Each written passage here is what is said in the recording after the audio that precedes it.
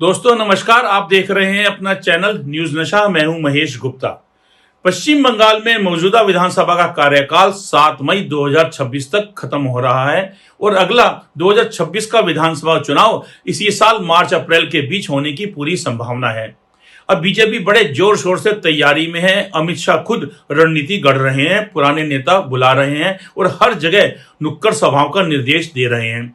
दूसरी ओर टीएमसी भी खाली नहीं बैठी, अपनी वोटर लिस्ट और चुनावी मशीनरी को मजबूत करने की पुरजोर कोशिश कर रही है। और जैसे ही बंगाल के वोटर अचानक चुनाव के लम्हे की रफ्तार महसूस करेंगे, तब राजनीति देखने लायक ड्रामा बन जाएगी, जहां प्रचार, आरोप प्रत्यारोप और सत्तासीन पार्टी की चौथी जीत और बीजेपी की पहली बड़ी सरकार बनाने की कोशिश आमने सामने होगी। आज हमारे साथ चर्चा में जुड़ रहे हैं प्रमोद गोस्वामी जी, जो कि सीनियर जर्नलिस्ट हैं। प्रमोद जी नमस्कार। नमस्कार सर, दर्शकों को नववर्ष की शुभकामनाएं। आपको भी नववर्ष की शुभकामनाएं। आप सबको और हमारे प्रिय दर्शकों को भी। सर, जो बिहार का चुनाव हुआ था उसमें एसआईआर यानी कि जो वोटर लिस्ट थी, चुनाव आयोग की तरफ से गहन पुनरीक्षण अभियान, वो छाया रहा था मुद्दा, सुप्रीम कोर्ट में भी चला। और अब सर 2-4 महीने के अंदर अंदर जो है पश्चिम बंगाल में भी चुनाव जो है विधानसभा चुनाव 2026 वो होने की पूरी संभावना है। तो सर, पश्चिम बंगाल में भी क्या एसआईआर के बीच चुनाव भाजपा इसे घुसपैठ का चुनावी मुद्दा बनाकर जीतने का प्लान कर रही है? आपको क्या लगता है सर?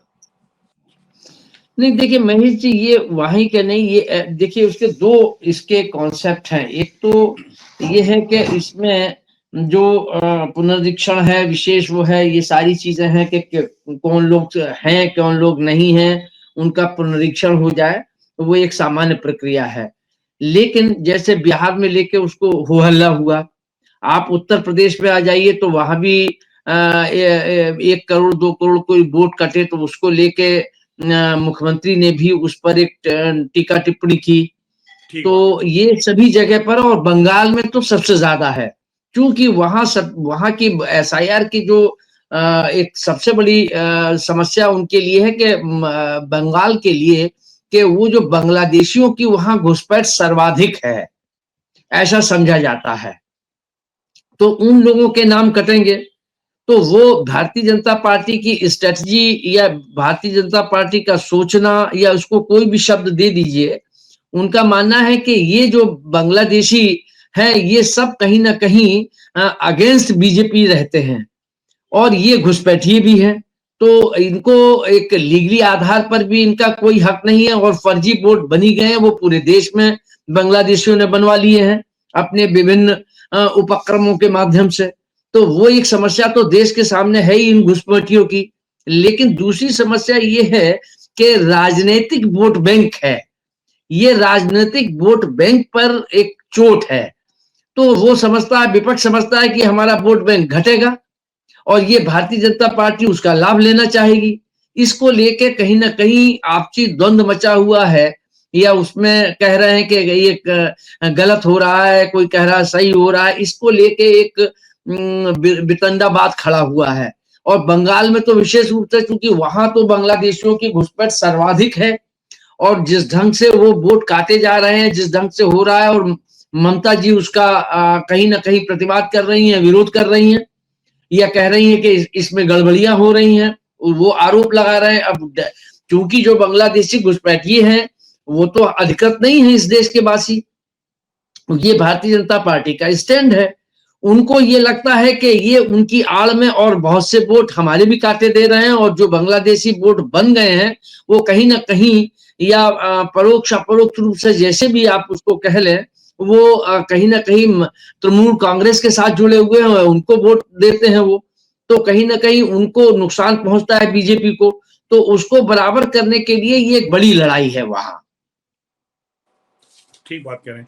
तो सर एक चीज और बताइएगा कि क्या जो बीजेपी है उसको रैलियों में जो भारी भारी भीड़ से बंगाल में जीत मिल जाएगी? जो अगर उनको लगता है कि भाई हमारी रैलियों में भारी भीड़ आ रही है, हम देखा कि बिहार के अंदर भी जो है एक पार्टी विशेष के नेता आते थे, राहुल गांधी आते थे या तेजस्वी आते थे, खूब भीड़ देखने को मिलती थी, खूब यूथ आता था। लेकिन जब रिजल्ट आए तो रिजल्ट कुछ और ही सामने आए।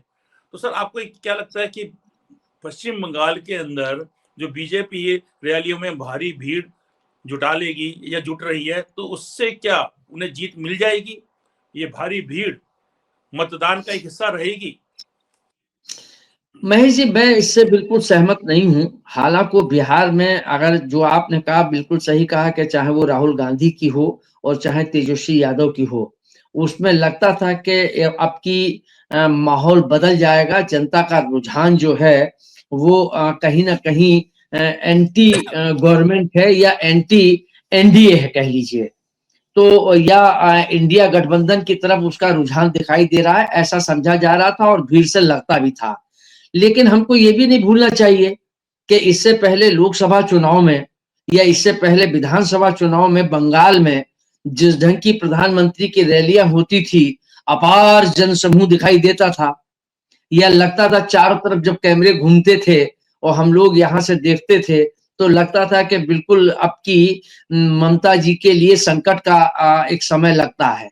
लेकिन स्थितियां बदल गई, नहीं हुआ। वहां पर बीजेपी उनको नहीं गिरा पाई, जबकि उन्होंने ममता जी के कई ऐसे प्रमुख लोगों को भी तोड़ लिया था, वो सीबीआई और ईडी के माध्यम से जो टूट के चले गए थे। लेकिन उसके बावजूद वहां ममता जी जीती, ठीक वैसे ही जैसे बिहार में एनडीए वापस आई। तो अब मुझे लगता है कि ये जो भीड़ है, ये भीड़ कोई वोट देने वाली भीड़ नहीं होती है, ये प्रायोजित भीड़ होती है, जुटाई गई भीड़ होती है। उसका कोई दलीय या मूल्यों सिद्धांतों के आधार पर जुटान नहीं होता है। ठीक कह रहे हैं आप। तो सर, हम अगर आगे बढ़े हैं तो सवाल ये है आपसे, या आपकी राय, आपकी चर्चा क्या रहेगी इस पे, कि अमित शाह कहते हैं कि बंगाल में इनहेरिटेड वायलेंस खत्म कर देंगे। आपको क्या लगता है कि सर बीजेपी का बेहतर राजनीति मॉडल बंगाल के लिए काम कर जाएगा क्या ये? नहीं, देखिए, ये बात तो उन्होंने अगर उत्तर प्रदेश को ले लें तो यहाँ इन्होंने लॉ एंड ऑर्डर के नाम पर ही 2 बार से सरकार बनाई। उत्तर प्रदेश की राजनीति लॉ एंड ऑर्डर के इर्द गिर्द घुमा करती थी। लॉ एंड ऑर्डर को यहाँ सुधारने में भी कहीं ना कहीं योगदान तो है ही, और उसको ठीक किया है उन्होंने। जो संगठित अपराध था ये वहां पर कर रहे हैं, लेकिन वहां की स्थितियां अलग है। और वहां जो शुरू से उठा के आप वामपंथियों के समय की राजनीति से ले लीजिए या कांग्रेस के समय से आ जाइए, फिर बाद में आ जाइए, ममता जी ने उसको टेक ओवर किया और उसके बाद वो सत्ता में बराबर बनी हुई हैं। तो वहां के लॉ एंड ऑर्डर को मतलब ठीक करने का ये तो एक उनकी मंशा या संकल्प तो हो सकता है, लेकिन वो संकल्प जो है वो वोटों को कितना प्रभावित करेगा, ये बात अपनी जगह पर अलग है। दूसरे वहां पर एक जो बंगाल की अस्मिता, बंगाली करैक्टर, दूसरा मुस्लिमों का साथ, शायद यही एक ऐसे कारण रहे कि जो ममता जी उसमें बीजेपी की तमाम कोशिशों की, हर राज्य में उन्होंने कहीं ना कहीं दखलंदाजी देके भारतीय जनता पार्टी ने अपनी सरकार बना ली। लेकिन बंगाल में वो अथक प्रयासों के बाद भी मतलब उनको हिला नहीं पाए। लेकिन इस बार लगता है कि ममता जी और भारतीय जनता पार्टी ने अपने संगठन को भी मजबूत किया है, अपनी जड़ों को भी मतलब पैठ बनाई है। तो अब की मुझे लगता है कि वो स्थिति नहीं है जो पहले थी। अब की ममता जी भी अब उस तेवर में अभी नहीं दिखाई दे रही हैं। हालांकि उनके बयान हो रहे हैं, वो सारी चीजें हो रही हैं। भारतीय जनता पार्टी अब की पूरी सामर्थ्य और पूरी ताकत लगाए हुए है बंगाल को हासिल करने के लिए। ठीक बात। तो हम ये मान के चलें कि जो है बीजेपी की स्थिति पहले से मजबूत है इस बार।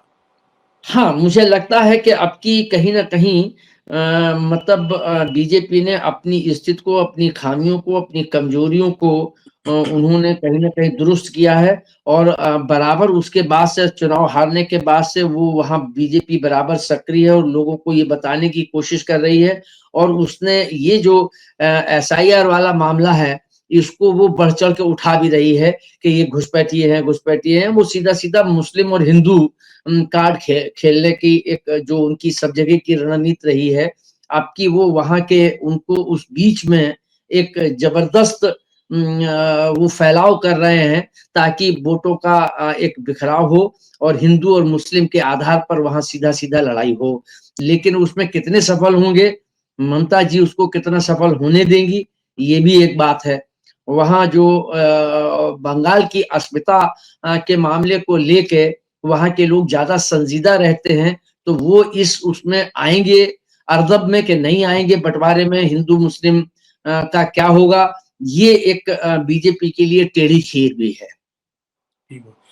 तो सर जैसे आपने भी सबसे पहले जो चर्चा में सवाल किया था हमने और आपने चर्चा की कि जो एसआईआर का मुद्दा है और उसमें जो है बार बार भाजपा बोलती है, अमित शाह बोलते हैं कि हम बांग्लादेशियों घुसपैठिया जो है उनकी पहचान करेंगे।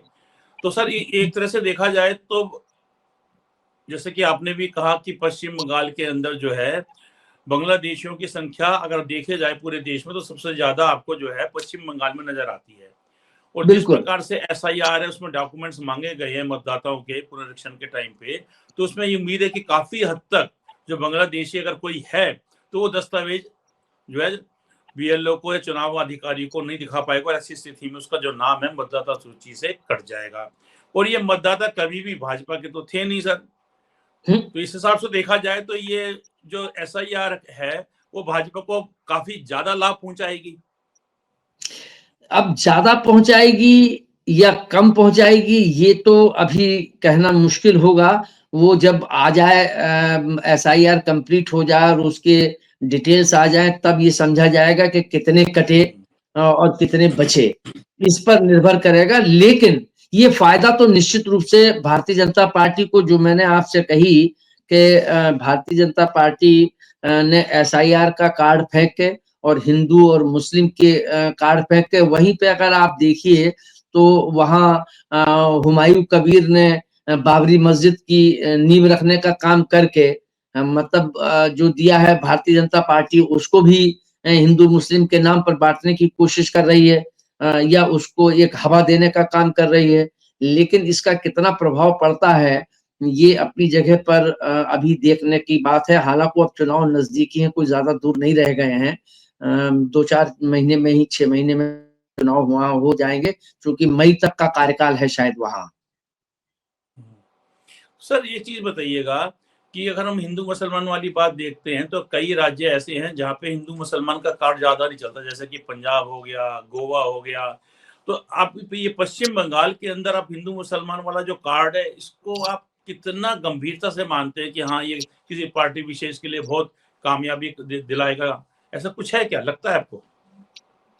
नहीं, देखिए भारतीय जनता पार्टी की रणनीति और अन्य राज्यों में अगर आप देखें तो कहीं ना कहीं उनको, हिंदू को उन्होंने कंसोलिडेट किया अपनी तरफ। जो विपक्ष की तुष्टीकरण की राजनीति रही उसका उन्होंने पूरा फायदा उठाया। वो 20% की या 25% की ये लड़ाई के लिए वो तुष्टीकरण की राजनीति होती रही और 80% लोगों को भारतीय जनता पार्टी ने तुष्टीकरण के नाम पर और ये करके हिंदू का एक जागरण करके, और उन्होंने हिंदुओं को कहीं ना कहीं बाबरी मस्जिद के बाद से, अगर आप देखें अयोध्या का जो हुआ है, वहीं से अगर एक बार कल्याण सिंह जी का, मुलायम सिंह जी आ गए थे और कल्याण सिंह जी रह गए थे बाबरी मस्जिद के बाद जब ये डेमोलिश हुआ था, तो वो एक जातिगत समीकरण भी रहे और कुछ चीजें रही। अदरवाइज उन्होंने पूरे देश में एक हिंदू अस्मिता, सनातन, ये सारी चीजें रख के हिंदुओं को लामबंद तो किया है, इससे तो इनकार नहीं किया जा सकता है। अगर नहीं होता तो सरकार कैसे बनती? तो लेकिन जो मैंने पहले भी ये बात कही कि हिंदू और मुस्लिम के कार्ड को बंगाल के नजरिए से देखना थोड़ा सा अलग होगा, क्योंकि वहां पर हिंदू मुस्लिम कम, वहां बंगाल की अस्मिता, तो वो बंगाली समाज में वो ज्यादा मानसिक रूप से मजबूत है बजाय हिंदू मुस्लिम के। तो और और क्या नाम, ममता जी जो हैं वो बंगाल की अस्मिता को जगाने की कोशिश करती हैं और उसमें वो सफल नहीं है। और ये हिंदू और मुस्लिम करके उनको अपनी तरफ लेने की कोशिश करते रहे भारतीय जनता पार्टी, लेकिन उसमें उनको सफलता मिली है, लेकिन जो सफलता सरकार बनाने की चाहते थे वो उसमें सफल नहीं हो पाए हैं। सर ये जो बात आती है कि बंगाल की अस्मिता, अगर आप देखें जो भाजपा है तो उनके भी जो उम्मीदवार हैं वो भी तो बंगाल से ही होते हैं, तो उनके साथ बंगाल की अस्मिता क्यों नहीं जुड़ पाती? नहीं, देखिए वो चूंकि वहां एक व्यापक असर है, वो भारतीय जनता पार्टी को वहां पर चूंकि वो कहीं ना कहीं बंगालियों को या बंगाली व्यक्ति को खड़ा कर देने से, प्रत्याशी बना देने से अस्मिता का सवाल ढक नहीं जाता है। या मान लीजिए भारतीय जनता पार्टी जो मुस्लिम बहुल क्षेत्र हैं वहां पर भाजपा का प्रत्याशी मुस्लिम भी हो जाए तो वो जीत नहीं पाएगा। तो ऐसा ही ठीक वहां है कि अगर किसी बंगाली को टिकट दे देने से बंगाली अस्मिता का जो वहां के जनमानस में प्रभाव है वो कम नहीं होता है। वो समझते हैं कि ये बंगाली अस्मिता को से ये अलग जाके वहां मिल गया है। तो इसलिए वो वहां के लोग पूरी तरीके से अपने को उसके साथ जोड़ नहीं पाते हैं या अस्मिता के नाम पर वो बटे रहते हैं। और आप हमसे जुड़े रहने के लिए सब्सक्राइब करें YouTube पर, फॉलो करें Twitter पर और लाइक करें Facebook पर। और ज्यादा जानकारी के लिए आपको टाइप करना होगा सिर्फ न्यूज नशा।